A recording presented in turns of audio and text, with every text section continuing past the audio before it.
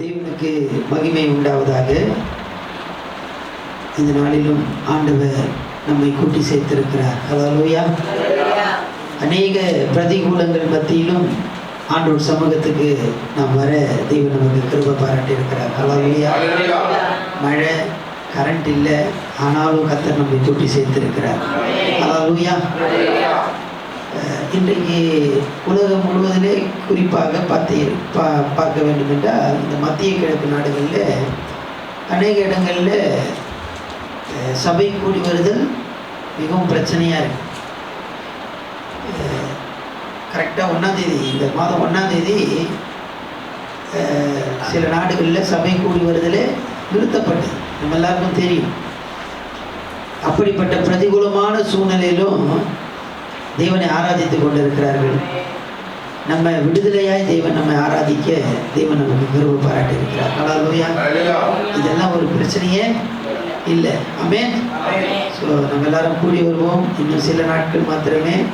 எல்லாரும் வாருங்கள். வராதவங்க, வந்து நின்றவங்க எல்லாருமே நீங்கள் சொல்லுங்கள்.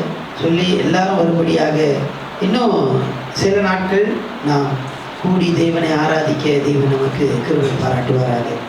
இந்த நாளிலும் கூட கலாத்தியருக்கு எழுதின நிருபம் 18ஆம் அதிகாரத்தினுடைய 19ஆம் வசனத்திலிருந்து 31ஆம் வசனம் வரைக்கும். கலாத்தியருக்கு எழுதின நிருபம் 4ஆம் அதிகாரத்தினுடைய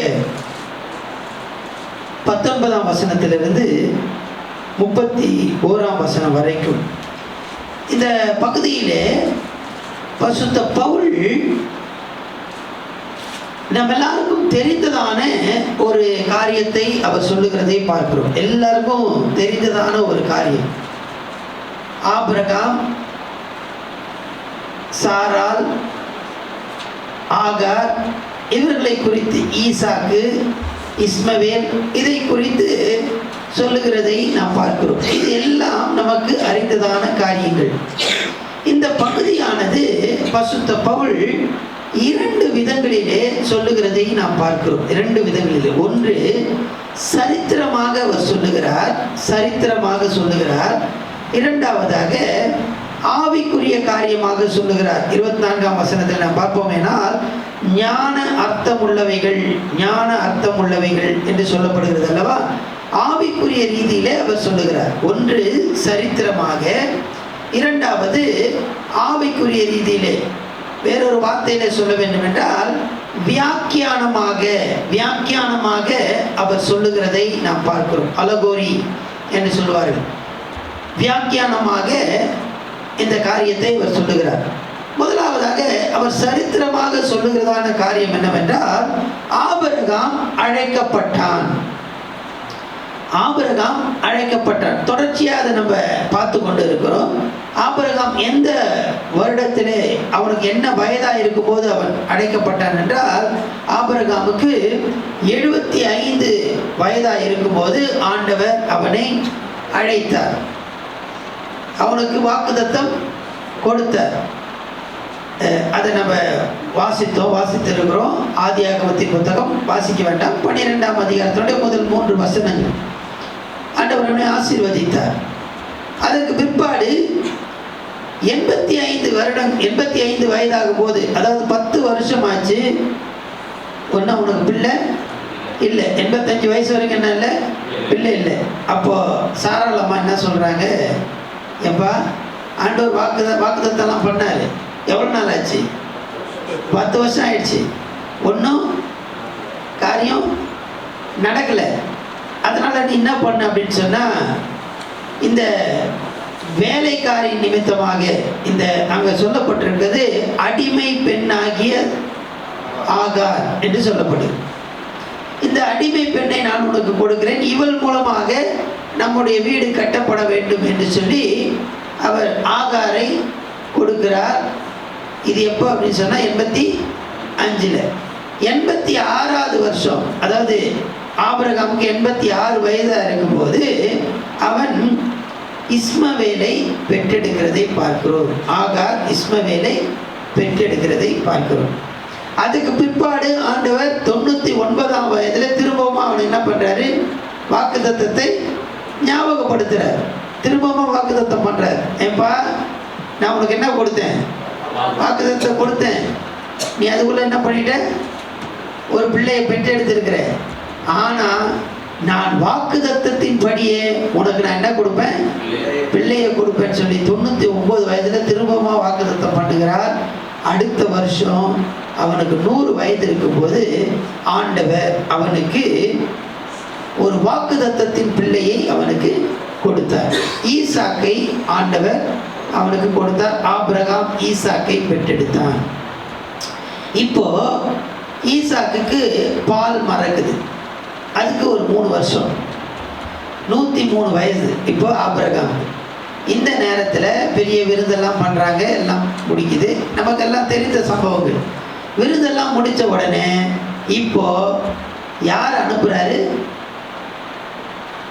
ஆகார வீட்டை விட்டு என்ன பண்ணுறாங்க? அனுப்புகிறாங்க. இந்த சம்பவமானது ஆபிரகாமுக்கு ரொம்ப என்னது வருத்தமான காரியம்தான். ஆனாலும் ஆண்டவர் சொல்கிறாரு, ஏப்பா நீ என்ன பண்ணணும்? சாரால் சொல்கிறதுக்கு கீழ்ப்படி. அது உனக்கு கஷ்டம்தான், ஆனாலும் என்ன பண்ணிட்டு நீ அனுப்பு அப்படின்னு சொல்லி அனுப்புகிறார். இந்த சம்பவம் வரைக்கும் பவுல் இந்த இடத்துல 4ஆம் அதிகாரத்தில் குறிப்பிடுகிறதை பார்க்கிறோம். அனுப்பி விடுகிறது வரைக்கும் ஆபிரகாமுக்கு ஆண்டவர் வாக்குத்தத்தம் பண்ணினார். எந்த வயசுல? 75. எந்த வயசுல அனுப்புறாரு இவரு? 103 வயசுல. 100 வயசுல பிள்ளை பிறகுது.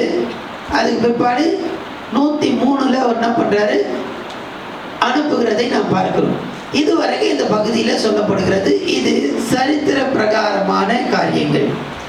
இப்போ ஆவிக்குரியமான காரியம், அதாவது ஞான அர்த்தம் உடையவைகள், ஞான அர்த்தம் உடையவைகள் என்று பார்க்கிறோமே.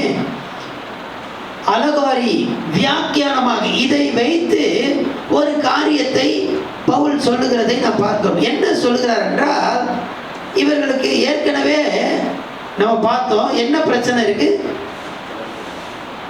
வாக்குத்தத்தம் ஆண்டவர் சொல்றாரு வாக்குத்தத்தத்தை பத்தி. ஆனா இவங்க எதை பிடிச்சிக்கிறாங்க? நியாயப்பிரமாணத்தை பிடித்திருக்கிறாங்க. அவர் சொல்றாரு ஆபிரகாமுக்கு ஆண்டவர் வாக்குத்தத்தம் கொடுத்தார். எல்லாத்தையும் தூக்கி எங்க போட்டாரு? ஆபிரகாமுடைய அக்கௌண்ட்ல அவர் போட்டிருக்கார். எண்ணி விட்டார், எண்ணினார். அவன் கர்த்தரை விசுவாசித்தான், அதை அவனுக்கு நீதியாக எண்ணப்பட்டது. எல்லாத்தையும் எங்க போட்டாரு? அதன் மூலமாக தாங்க நமக்கு ரட்சிப்பு வருது. இயேசு கிறிஸ்துவின் மூலமாக ரட்சிப்பு. ஆனா அதை நம்ம இயேசுவின் மூலமாக சுதந்தரித்துக் கொள்கிறோம். ஆனா அங்கதான் இதை சொல்லும் போது இவங்க என்ன சொல்றாங்க அப்படின்னு சொன்னா, நமக்கு என்ன இருக்கு? நியாயப்பிரமாணம் இருக்கு. மோசே நமக்கு என்ன கொடுத்திருக்கிறார்? நியாயப்பிரமாணத்தை கொடுத்திருக்கிறார் அப்படின்னு சொல்லி இவங்க சொல்றாங்க. அப்போ இதற்கு பல விதங்களிலே அவர் சொல்லி கொண்டு வந்தவர் இப்போ பரிசுத்த பவுல் வியாக்கியானமாக, ஞான அர்த்தங்களாக, ஆவிக்குரிய ரீதியிலே சில காரியங்களை அவர் சொல்லுகிறார். அவர் என்ன சொல்றார்? வாசிக்கலாம். 23 வாசிக்கலாம். 23, 24. அடிமையானவரிடத்தில் பிறந்தவன் மாம்சத்தின்படி பிறந்தான், சுயாதீனம் உள்ளவரிடத்தில் பிறந்தவன் வாக்குத்தத்தத்தின்படி பிறந்தான். இவைகள் ஞான அர்த்தம் உள்ளவைகள். அந்த ஸ்திரீகள் 2 ஏற்பாடுகளாம். அந்த 2 ஸ்திரீகள் இருக்கிறாங்களே, யாரு 2 ஸ்திரீ? ஆகாரும் சாராலும். ஒன்று சீனாய் மலையில் உண்டான ஏற்பாடு, அது அடிமைத்தனத்திற்குள்ளாக பிள்ளை பெறுகிறது. அது ஆகார் என்பவள்தானே. ஆகார் என்பது அரபி தேசத்தில் உள்ள சீனாய் மலை. ஆகார் என்பது அரபி தேசத்தில் இருக்கிற சீனாய் மலைக்கு அவர் ஒப்பிட்டு சொல்லுகிறார். அந்த ஆகார் இப்பொழுது இருக்கிற எருசலேமுக்கு சரி. இவர் தன் பிள்ளைகளோட கூட அடிமைப்பட்டிருக்கிறாளே. மேலான எருசலேமோ சுயாதீனம் உள்ளவள். சுயாதீனம் உள்ளவள். கவனிங்க, இப்போ இந்த ஆகார ஏன் அரபி தேசத்துக்கு ஒப்பிட்டு சொல்லணும் அப்படின்னு சொன்னா, இந்த ஆகார் அரபி தேசத்துக்கு 2 முறை என்ன பண்ணிருக்காங்க? போயிருக்காங்க. ஒன்று 16ஆம் அதிகாரத்துல, இன்னொன்று வாசிக்கலாம். 16ஆம் அதிகாரத்துல போயிருக்காங்க. அது மாத்திரமல்ல, 21ஆம் வசனத்துல 21ஆம் வசனத்துல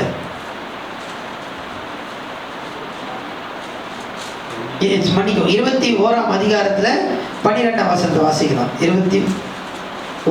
அப்பொழுது தேவன் ஆபிரகாமை நோக்கி, அந்த பிள்ளையையும் உன் அடிமை பெண்ணையும் குறித்து சொல்லப்பட்டது உனக்கு துக்கமாய் இருக்க வேண்டாம். ஈசாக்கினிடத்தில் உன் சந்ததி விளங்கும். ஆதலால் சாராள் உனக்கு சொல்வதை எல்லாவற்றையும் கேள். அடிமை பெண் மகனும் உன் வித்தாயிருக்கிறபடியால் அவனையும் ஒரு ஜாதியாக்குவேன் என்றார். ஆபிரகாம் அதிகாலையில் எழுந்து அப்பத்தையும் ஒரு துருத்தி தண்ணீரையும் எடுத்து ஆகாருடைய தோளின் மேல் வைத்து பிள்ளையையும் ஒப்பு கொடுத்து அவளை அனுப்பிவிட்டான். அவள் புறப்பட்டு போய் பேசபாவின் வனாந்திரத்திலே அலைந்து திரிந்தாள். தூரத்தில் இருந்து எங்க அலைஞ்சு திரிந்தாங்க? அது அரபி வனாந்திரம். 16ஆம் அதிகாரத்துல பாத்தீங்கன்னா அங்கதான் என்ன பண்றாங்க, அவங்க போறாங்க. எனவே பவுல் என்ன பண்றாருன்னா அவர்களை அரபி அங்க சொல்லப்படுகிறதான இங்க 24 வாசி 25 வாசிங்க. 25ஆம் வசனம் 4ஆம் அதிகாரம். ஆகார் என்பது அரபி தேசத்தில் உள்ள சீனாய் மலை. அதனால அவங்க இந்த அரபி தேசத்தோட அவர் என்ன பண்றாரு, ஒப்பிட்டு பேசுகிறதை இங்க சொல்லுகிறதை நாம் பார்க்கிறோம். இப்படி சொல்லும்போது ஆபிரகாம் இருக்கிறாரு, அடுத்தது ஆகார் இருக்கிறாங்க, சாராள் இருக்கிறாங்க. இப்ப கவனிங்க, பொதுவா மாம்சத்துக்கும் ஆவிக்கும் எப்பவுமே என்ன இருக்கும்? போராட்டம். மாம்சம் ஆவி. ஆவி எப்படிப்பட்டது? உற்சாகம் உள்ளது. ஆனா மாம்சம் பலவீனம். ரெண்டுமே என்னது? போராடிக்கிட்டே இருக்கும். இப்ப பாத்தீங்கன்னா இந்த ஆபிரகாம் என்பது யார் என்றால் நம்முடைய ஆத்துமா. ஆவி, ஆத்துமா, சரீரம். நல்ல கவனிங்க. ஆவி, ஆத்துமா, சரீரம். ஆத்துமா யாரு? ஆபிரகாம். சரிங்களா? இப்போ இந்த ஆத்துமா எதோடு சேருது? அதுதான் முக்கியமானது. கவனிங்க. மாம்சத்துக்குரியவன் என்றால் அது ஆகாரை குறிக்கும். ஆவிக்குரியவர்கள் என்றால் வாக்குத்தத்தத்தின்படி பெற்ற பிள்ளை யாரை குறிக்கிறது? ஈசாக். அது யார் பெற்றெடுத்தது? சாராள். இப்போ ஆபிரகாம் சாராளை சேர்ந்தாங்கன்னு சொன்னா என்ன கிடைக்குது? வாக்குத்தத்தத்தின் பிள்ளை, அதாவது ஆவிக்குரிய பிள்ளை. ஸோ அவங்க ஆவியோட சேர்ந்தாங்கன்னா, இந்த ஆத்துமா ஆவியோட சேர்ந்துச்சு அப்படின்னு சொன்னா நமக்கு வாக்குத்தத்தத்தின் பிள்ளை கிடைக்குது. அடுத்தது இந்த ஆத்துமா மாம்சத்தோடு சேர்ந்துச்சு அப்படின்னு சொன்னா, அதாவது ஆகாரோட சேர்ந்தது அப்படின்னு சொன்னா என்ன பிள்ளை வருது? அடிமைத்தனத்தின் பிள்ளை.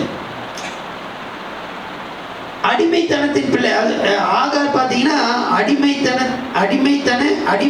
அடிமை பெண்ணாகிய ஆகார் அப்படின்னு அங்கே போடப்பட்டிருக்கு. அதனால இங்கேயும் பார்த்தீங்கன்னு சொன்னா 23 4ஆம் அதிகாரம் 23 வாசிங்க. அடிமையானவனிடத்தில் பிறந்தவன் மாம்சத்தின்படி பிறந்தவன். கவனிக்க வேண்டிய காரியம் என்னவென்றால், நம்முடைய வாழ்க்கையில ஆவி, ஆத்துமா, சரீரம் இருக்கு. இந்த ஆவி, ஆத்துமா, சரீரத்துல ஆவியும் மாம்சமும் எப்பவுமே என்னதான் இருக்கும்? போராடிட்டே இருக்கும். இன்ன வரைக்கும் பார்த்தீங்க அப்படின்னு சொன்னா இஸ்மவேலுக்கும் ஈசாக்குக்கும் இருக்குங்களா இல்லைங்களா? இன்ன வரைக்கும் நடந்துட்டே இருக்கு. அதனாலதான் இப்ப யுத்தம் என்ன பண்ணுது நம்ம பார்க்கிறோம். இஸ்மவேலுக்கும் ஈசாக்குக்கும் மாம்சத்தின்படி பிறந்தவனுக்கும் வாக்குத்தத்தத்தின்படி பிறந்தவனுக்கும் ஆவியின்படி பிறந்தவனுக்கும் என்ன இருக்கு? போராட்டம் இருக்கு. நம்மளுடைய வாழ்க்கையில கூட தேவ ஜனமே கவனிங்க, இந்த ஆத்துமா எதை சார்ந்து கொண்டிருக்கிறது? மாம்சத்தின்படி மாம்சத்தை சார்ந்து கொள்ளும் என்று சொன்னால் அங்க அடிமைத்தன காரியங்கள் தான் நடக்கும். ஆனா ஆவியை சார்ந்து கொள்ளும் என்று சொன்னால், இந்த ஆபிரகாம் சாராளோடு சேர்ந்தார் என்றால் அங்கே வாக்குத்தத்தத்தின் பிள்ளை ஈசாக்கு நமக்கு உண்டாகிறதை நம்ம அங்கே பார்க்கிறோம். இன்றைக்கு நமக்கு இருக்கிறதான ஒரு காரியம் என்னன்னா, இந்த ஆத்துமா எதை சார்ந்து கொண்டு இருக்கிறது? நாம் ஆவியை சார்ந்து இருக்கிறோமா, மாம்சத்தை நாம் சார்ந்து கொண்டு இருக்கிறோமா? ஸோ நம்ம கவனிக்க வேண்டிய, நம்மை நாமே கேள்வி கேட்க வேண்டிய ஒரு சூழ்நிலையில நாம் இருக்கிறோம்.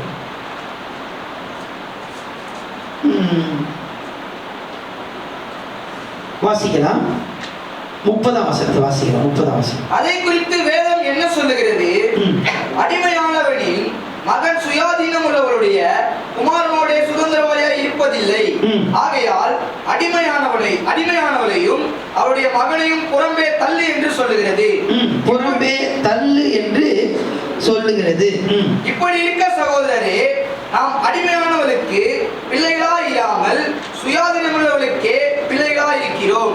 நாம் அடிமையானவருக்கு பிள்ளைகளாயிராமல் சுவாதீனம் உள்ளவர்களுக்கு பிள்ளைகளாய் இருக்கிறோம்.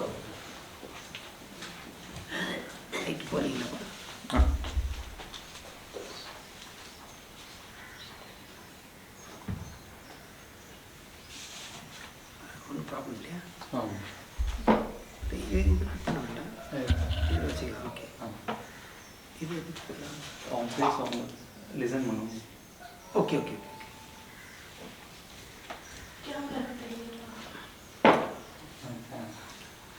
ஓகே. Audio okay. இங்கே 30ஆம் வசனத்தில் நாம் வாசித்தோம். 31ஆம் வசனம், நாம் அடிமையானவர்களுக்கு பிள்ளைகளாய் இராமல் சுவாதீனம் உள்ளவர்களுக்கே பிள்ளைகளாய் இருக்கிறோம். நாம் அடிமையானவர்களுக்கு பிள்ளையாயிராமல் சுவாதீனம் உள்ளவர்களுக்கே பிள்ளைகளாய் இருக்கிறோம். இப்படி நாம் வாக்குத்தத்தின்படி பிள்ளைகளாய் இருக்கிறோம் என்றால், அடிமைத்தனத்தின் பிள்ளைகளுக்கு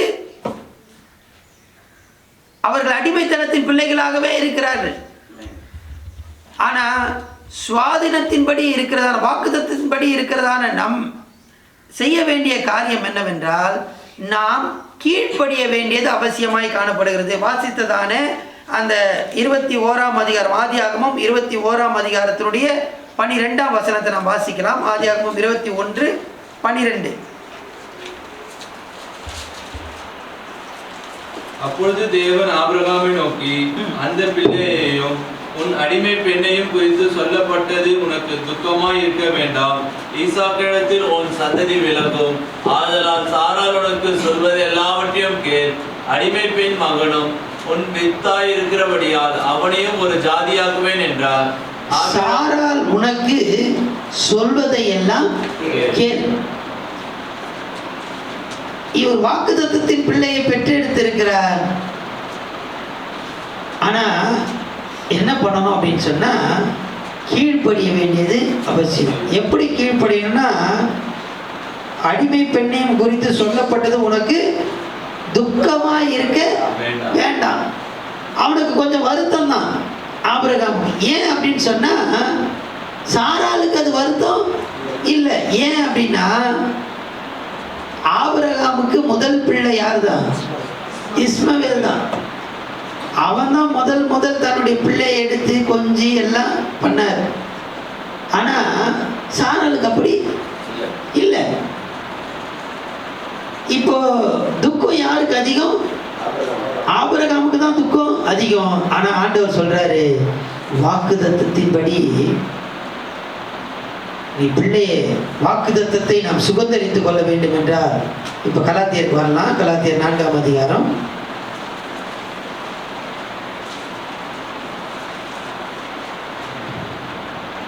30ஆம் வசனத்தை வாசிக்கலாம். அதை குறித்து வேதம் என்ன சொல்கிறது? அடிமையானவரின் மகன் சுயாதீனம் உள்ளவர்களுடைய குமாரனோட சுதந்திரவாளியாய் இருப்பது இல்லை. சுதந்திரவாளி கிடையாதுப்பா. நீ முதல்ல அவனை பிள்ளையை பெற்று எடுத்துக்கலாம், அவங்கள தூக்கி நீ கொஞ்சிருக்கலாம், எல்லாம் பண்ணிருக்கலாம். அவங்கள அனுப்புறது உனக்கு கஷ்டமா கூட இருக்கலாம். ஆனா அது சுதந்திரவாளி அல்ல. ஆகையால் அடிமையானவளையும் அவளுடைய மகனையும் புறம்பே அடிமையானவனையும் அவனுடைய மகனையும் புறம்பே தள்ளு. தேவஜனமே, இந்த மாம்சத்தை நாம் தள்ள வேண்டியது அவசியம். இது கஷ்டமான, ஆபிரகாமுக்கு அது ரொம்ப கஷ்டம். தேவஜனமே, நம்முடைய ஆத்துமா வாழ்ந்து செழிப்பாக இருக்க வேண்டும் என்று சொன்னார். பிரியமானவனே, உன் ஆத்துமா வாழ்கிறது போல நீ எல்லாவற்றிலும் வாழ வேண்டும் என்று சொன்னார். இந்த ஆத்துமா எதை பற்றி கொண்டிருக்க வேண்டும்? ஆவியை பற்றி கொண்டிருக்க வேண்டும். ஆவியினால் நடத்தப்பட வேண்டியது அவசியம். மாம்சத்தின்படி நம்ம சார்ந்து கொள்வோம் என்று சொன்னால் அடிமைத்தனத்துக்கு கூடாக அது நம்மை நடத்தக்கூடியதாய் காணப்படுகிறது. இங்கே ஆவியின்படி நாம் நடக்க வேண்டும் என்றால் அதற்கு கீழ்ப்படிய வேண்டியது, வேத வசனத்துக்கு கீழ்ப்படிய வேண்டியது அவசியமாய் காணப்படுகிறது. ஹல்லேலூயா. கஷ்டமானாலும் அதை புறம்பே என்ன பண்ணணும்? தள்ளணும். சில நேரத்தில் மாம்சம் சில காரியத்தை என்ன பண்ணுது? சொல்லுது. அதை செய்யணும்னு சொல்லி என்ன பண்ணுது? எனக்குள்ள சில போராட்டங்கள் ஏற்படுது. ஆண்டவர் சொல்றாரு, அது நமக்கு சுதந்திரவாளியாய் இருப்பது அல்ல, அதை புறம்பே தள்ளு என்று அவர் சொல்லுகிறார். அடுத்தபடியா 31ஆம் வசனத்தை வாசிக்கலாம். 31. இப்படி இருக்க சகோதரரே, நாம் அடிமையானவனுக்கு பிள்ளைகளாய் இராமல் சுயாதீனம் உள்ளவனுக்கு பிள்ளைகளாய் இருக்கிறோம். அப்படி இருக்க சகோதரரே, நாம் அடிமையானவனுக்கு பிள்ளைகளாய் இராமல் சுயாதீனம் உள்ளவர்களுக்கே பிள்ளைகளாய் இருக்கிறோம். ஹல்லேலூயா, ஹல்லேலூயா. ஆண்டவர் நம்மை சுயாதீனமாக, வாக்குத்தத்தத்தின் பிள்ளைகளாக நம்மை மாற்றி இருக்கிறார். ஹல்லேலூயா, ஹல்லேலூயா. நம்ம எல்லாரும் வாக்குத்தத்தத்தின் பிள்ளைகள், நாம் சுயாதீனம் உள்ளவர்கள். ஹல்லேலூயா. தேவனுக்கு மகிமை உண்டாவதாக. இந்த வாக்குத்தத்தத்தை பெற்றிருக்கிறதான நாம் என்ன செய்ய வேண்டும் என்றால் ஆண்டவருக்கு கீழ்ப்படிந்து நடக்க வேண்டியது அவசியம். ஹல்லேலூயா. இந்த பகுதியில் ஞான அர்த்தங்களாக சொல்லப்படுகிறதை நாம் பார்க்கிறோம். சரித்திரமாக சொல்லப்படுறது நமக்கு தெரியும். ஞான அர்த்தமாக சொல்லுகிறதான காரியம் என்னவென்றால், அடிமை அவன் வாழ்நாள் முழுவதும் எப்படி தான் இருக்கிறான்? அடிமையாக தான் இருக்கிறான். ஆனால் ஆண்டவர் என்னை வாக்குத்தத்தத்தின் பிள்ளையாய் என்ன பண்ணியிருக்கார்? மாற்றி இருக்கிறார். ஹல்லேலூயா. நான் வாக்குத்தத்தத்தின் பிள்ளையாய் இருக்கிறேன். எனவே நான் என்ன செய்ய வேண்டும் என்றால் கீழ்ப்படிய வேண்டியது அவசியம். என்னுடைய ஆத்துமா ஆவியோடு சேர்ந்திருக்க வேண்டியது அவசியம். ஹல்லேலூயா. இதை குறித்து தொடர்ச்சியா சில காரியங்கள் சொல்லப்படுகிறது. இதெல்லாம் சொல்லிட்டு 5ஆம் அதிகாரத்தினுடைய முதல் வசனத்தை எப்படி ஆரம்பிக்கிறார் என்றால் வாசிக்கலாம். ஆனபடியினாலே. இதெல்லாம் சொல்லிட்டு அவர் ஒரு காரியத்தை ஆரம்பிக்கிறார். ஆனபடியினாலே நீங்கள் மறுபடியும் அடிமைத்தனத்தின் நுகத்துக்குட்படாமல் கிறிஸ்து நமக்கு உண்டாக்கிய சுயாதீன நிலைமையிலே நிலைத்துக் கொண்டிருங்கள். இதெல்லாம் சொல்லிட்டு அவர் சொல்றாரு, ஆண்டவர் நம்மை வாக்குத்தத்தத்தின் பிள்ளையாய் மாற்றி இருக்கிறார். அந்த நிலையில நம்ம என்ன பண்ணணும்? நிலை கொண்டிருக்க வேண்டும். அப்படி நிலை கொண்டிருக்கணும்னா தொடர்ச்சியாக நாம் ஆண்டவருக்கு கீழ்ப்படிந்து ஆண்டவர் சொல்லுகிறதான சத்தத்தை கேட்டு அதற்கு கீழ்ப்படிய வேண்டியது அவசியம். ஹல்லேலூயா, ஹல்லேலூயா. தேவன் நம்மை வாக்குத்தத்தத்தின் பிள்ளைகளாய் மாற்றி இருக்கிறார். ஹல்லேலூயா. நாம் செய்ய வேண்டியது என்ன? தொடர்ச்சியாக ஆண்டவர் சத்தத்தை கேட்டு நாம் கீழ்ப்படிவோம். கர்த்தர் தாமே நம்மை ஆசீர்வதிப்பாராக. கண்களை மூடி கர்த்தரை நோக்கி நாம் பார்க்கலாம்.